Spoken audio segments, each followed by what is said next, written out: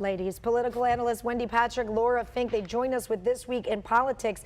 Okay, now the president is saying Clinton's campaign was involved in funding the now famous dossier of allegations about him in Russia. I'm confused. Can you clarify this, Wendy? Well, yes, and is this really news? Is it news or is it noise? That appears to be the breakdown of the narratives this morning. The one thing that's interesting about it, I will say though, Shali, is the layers that the Clinton campaign apparently went through to insulate some of the people from knowing exactly what was going on. And you know, you wonder, is it a cover-up in search of a crime? If so, is there something that was done payments-wise? Remember, that's one of the big stories is funding behind this, and that's been the complaint, is it wasn't funded properly, et cetera. But why are we just finding out about this now? Why didn't more people know about it?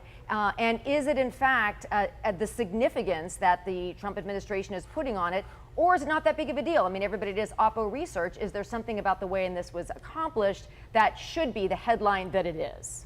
Laura? Well, what I want to know, I'm just going to channel my inner Tina Turner and say, what's the dossier got to do with it?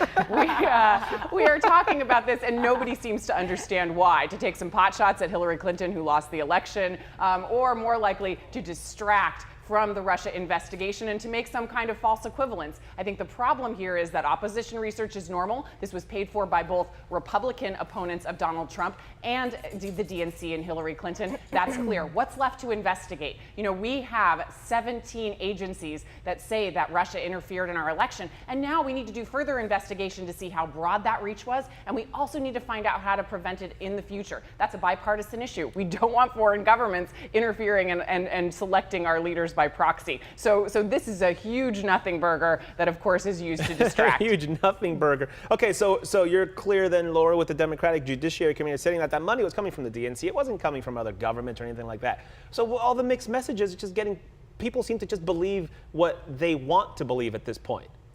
That's right. And I think that this is an example of distracting. We see it at the highest levels of government. We see it with Chuck Grassley and Dianne Feinstein, our senator, disagreeing over what the Senate Judiciary Committee should be investigating. Of course, Chuck thinks that this dossier and Clinton's connection to it should be investigated. And Dianne Feinstein's going with the 17 agencies that say that we should investigate what happened with Russia interfering. All right, another big story, ladies, I want to talk about the release of the JFK assassination documents. The president released some of them, held back on others, maybe said he'll release it next year. Why not just release it all at once? Wendy? Well, I'll tell you, and it's funny, I thought Laura was going to cite Aretha Franklin, R-E-S-P-C-T, and why we keep banging on Hillary Clinton after all this time has passed. But I'm going to use that word respect with this story as well. What we saw is basically the president deferring, not something he does all the time, to the intelligence agencies that we cannot release all of it right now. Now, a counter argument to that has a lot of merit. Why, after all these years have passed, 25 or more years, exactly, why haven't we redacted what we need to redact in order to finally let the public know and answer some of the questions they want to answer? And I got to tell you, this is one of those things where I'm not sure anybody will remember where they were the day of the document dump that wasn't, which is basically what we've seen here. And part of that, you know, the president has to just be beside himself, because you remember he's been tweeting about it. He's so excited, right, it's going to be such a big deal. You know, it's like he's you know, mentioning the Miss America pageant with that kind of, you know, build up. But it was very anticlimactic because we really didn't see much. A couple of interesting things. It's always nice to see papers that are marked secret, but really not the kind of salacious and very interesting type of theories that we thought we were going to see. So the last minute holding back of some of these documents, Laura, did the CIA and the FBI last minute go to the president and say, okay, hold on, because it's about security of our agents and national security? That was argued yesterday as well. Yes, and that's what's striking about this, is that we had 25 years notice and we couldn't get our ducks in a row. Yeah. So that's part one, and that's on the White House, because it's their job, if they want to raise objections, to do that in a timely fashion, and they didn't do that. The other thing is, isn't it striking that Trump is believing the CIA and the FBI about their opinion on 30-year-old documents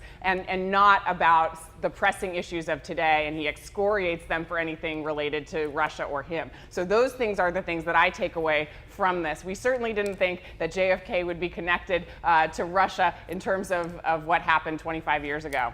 Okay, it's that time on a Friday where we put 30 seconds on the clock for final thoughts. Laura, are you ready? I'm ready. You are up. Go.